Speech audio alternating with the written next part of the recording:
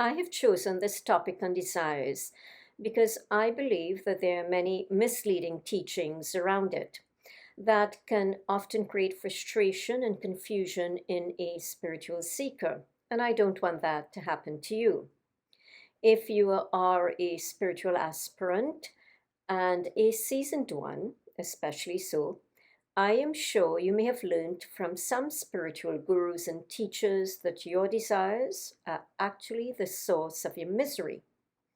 And some may even teach that it is not so, but it's actually only your unfulfilled desires that bring you misery.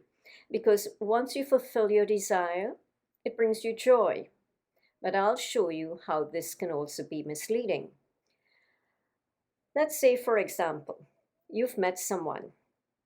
Person is quite attractive, successful, financially well off, quite comfortable, great personality. And you said, you know what? We're going to get married. And what happens? You fulfill that desire. You get married. You're absolutely joyful. You're in bliss, actually. And then down the road, a few months down the road, maybe a year, uh, some other aspects of that desire start to show up. And what happens? You become miserable. You head down to the courts for a divorce. So, what happened is that usually when a desire is fulfilled, it never arrives just by itself. There are other elements or aspects of it that it brings, and those elements or aspects could be negative. And when they're negative and you don't like it, that is what can bring you misery. So your fulfilled desire doesn't only bring you joy, it can also bring you misery. And some gurus may even teach you that because they believe your desires are the source of your misery, you must give up desires, destroy them, kill off your desires. So let's examine this. Let's see, how can I give up my desire to find myself a lucrative job, a well-paying one that is going to take good care of my family? That's ludicrous to give up that desire, isn't it? How can I give up my desire to become highly conscious, to become a little more expansive, to know something deeper about myself, to even become God or self-realized? Can't give up that. How will I evolve? How can I give up my desires when this whole creation and existence came into being out of God's desire, from that one source? Let's see, we're going to say, God, stop desiring, so all of this will cease to exist. And when all of this ceases to exist, then I don't exist. And if I don't exist, I don't have to give up desire. You see, if you try to give up desire, it now becomes a desire to give up desire. And in trying to give up your desire, you end up layering a desire upon a desire. And that is anything to drive an earnest spiritual seeker to madness. You see, the real problem is not desires by itself, but rather your attachment to your desire. In the same way, it is not necessarily expectations that is the problem, but your attachment to a specific outcome or result, when and how and what you want. The nature of this attachment is what can bring you misery. Thus, the need to relinquish attachment. To let go of attachment does not necessarily mean to give up expectation of a particular result. Otherwise, why work toward achieving anything with everything you got in you? Why pursue spirituality without the expectation of inner joy, of peace, of bliss? It makes no sense. So, have your expectations, but let go of the how and when you want it, because it is the holding on when you don't get it, and when you do get it, but it arrives with other aspects to it that you do not like. That is what will bring you misery. So now the question is, what should you do when desires arise in you? Because inevitably they will, and they could actually be unending. How can you not end up in misery? Well, the major thing you need to do is learn how to see through your desires. And what I mean by that is you need to examine the nature and purpose of your desires. Bring some perspective onto them so you do not go about pursuing desires unconsciously every time they arise, as not all desires need to be run after. Before you run after a desire, especially um, major desires such as your passion. Now, I chose that because it's the popular thing today, right? Go after your passion. Determine how the fulfillment of that desire is going to impact all aspects of your life on a practical level: your livelihood, your family, relationships, your physical health, your emotional and mental well being. How your desire, the fulfillment or unfulfillment, is going to affect or hinder or allow for progress in your spiritual expansion. These are pertinent questions to look into. If you pursue and fulfill your desire without doing this type of examination, the fulfillment itself will bring you joy, but it will also bring elements to it that could negatively impact these areas of your life, and that is what will easily bring you misery. So, when you can see through your desire, its nature, purpose, and potential impact, it is in this light, what I like to call the light of consciousness, of awareness, that your desire will either stay alive and be fulfilled, or it will dissolve naturally as you see the truth in how it will not serve you well. And when this happens, there will be no inner fight. There is no struggle. It is a natural giving up of the desire. There is no forcing. I want you to understand that no matter how much you examine and see through your desires, they could always come with unexpected elements to them that could throw you off once they're fulfilled.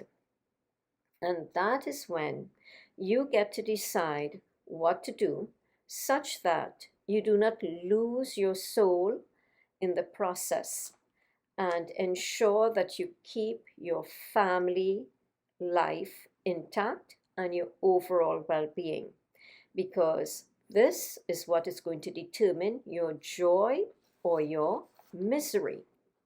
If you have a desire, let's look a little more closely into bringing perspective on desires.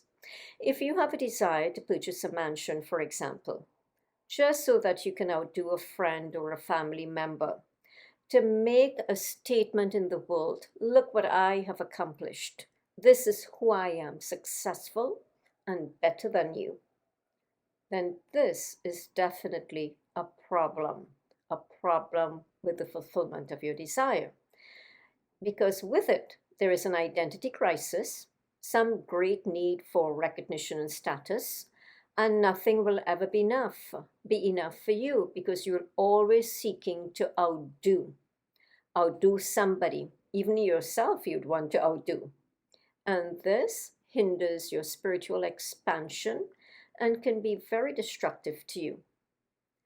So, if your desire, on the other hand, is to get a bigger house, a mansion of 6 bedrooms to accommodate your family of 8, a little more comfortably, compared to your current 3-bedroom house and it is within your affordability, this is practical and needed, then this is a legitimate desire to pursue and is worthy of fulfillment. This type of desire is fine, as its nature and purpose will not necessarily diminish your spiritual expansion. And in fact, it will elevate many aspects of your life, your family, your relationship, your mental, emotional well being, etc. So notice the difference in the attainment of the same desire to get this bigger house, this mansion. There's a big difference. The nature, the purpose, intention behind your desires should always be such that you are evolving to a higher state of consciousness so that you end up being free within, in the fulfillment or the unfulfillment of that desire. And if you must have a desire, I recommend do not give up, ever give up this one desire, and that is to know something more expansive about yourself, something deeper about you, yet not jeopardizing your practical needs on earth. I will share with you now a little story around desires. There was this spiritual seeker who wanted to open a spiritual shop to sell garlands and spiritual jewelry. She was a bit conflicted inside as to whether or not she should do that, so she sought the advice from her guru. And I was actually a bit appalled at the loop of questions that her guru took her through, just so that he can conclude and tell her, ah, it is your ego that wants to do this. Now, he only told her that based on the fact that it was her desire to have this spiritual shop and had nothing to do with any practical element to it. This spiritual seeker was already conflicted within, and her suffering actually went up. It increased with all the questioning. And it got even more intensified when her guru concluded that it was her ego that wanted the shop opened so that she can earn a living. This is unnecessary suffering inflicted upon a spiritual seeker. You see, many spiritual gurus try to tell you that everything is your ego. It's all an ego problem. I'll tell you this. If you want to open a spiritual store to earn a living, a livelihood, go right ahead and do it as long as it is not hurting anybody. You see, that which denies you from opening your shop unnecessarily is also ego. Ego wants and ego desires, and ego also denies. So why not use ego to provide some good in your life, a form of livelihood that you actually feel at ease and comfortable doing? The fulfillment of this desire is not an ego problem. It is only if you have some attachment to some specific result around it, such as that when you open the store, it is going to bring you some form of lasting happiness, and that your profits are always going to be on the rise. This is not the case with business. You are going to have up and down moments. And if you create some egoic identity, such as being the owner of this shop, you see, saying that you are the owner is a statement of fact, not an identity. It is only the false self-importance that you have attached to the ownership. This is egoic identity, and this is spiritual downfall. So be very careful whatever you absorb out there, what you are learning and being taught by other spiritual teachers and gurus. Sit and examine what you are being fed and see how it applies in your life. I doubt very much if you were to meet God that He would ask you if you fulfilled your desires, those things you call your dreams. You see, the only person that matters to is you. You might actually be surprised to learn that God may not care much if the cemetery is filled with not just bones, but also unfulfilled desires and dreams, as many of those desires may be best unfulfilled, as they would not have been good for your overall well-being, for your for your family life and your spiritual life.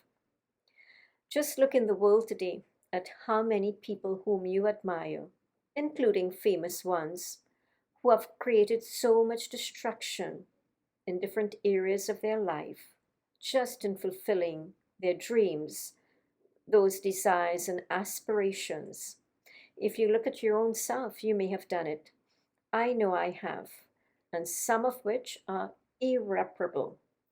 And for me, when I saw what I did, and because they were irreparable, and I became so deeply aware, it became excruciatingly painful.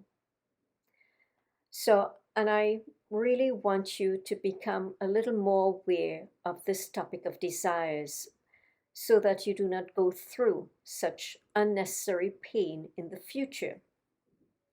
I could assure you that God is more concerned about how you evolve and transform through the fulfillment of your dreams as well as through the unfulfillment of them.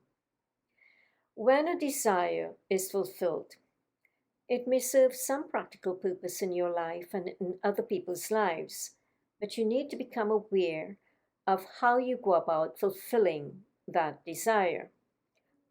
Are you destroying your marriage, your family life because of it? Or will it add value? Are you grinding down other people in the process? Have you sustained some moral fabric on the way to your attainment of that desire? What attention did you give to your spiritual life? These are very important questions to ask yourself. And likewise, when you give up or allow a desire to die and go unfulfilled, ask yourself these questions. Did the desire die because you lacked courage, willpower, and faith? Or did you actually see through the desire, how its pursuit and fulfillment could destroy your life, your family life, your relationships?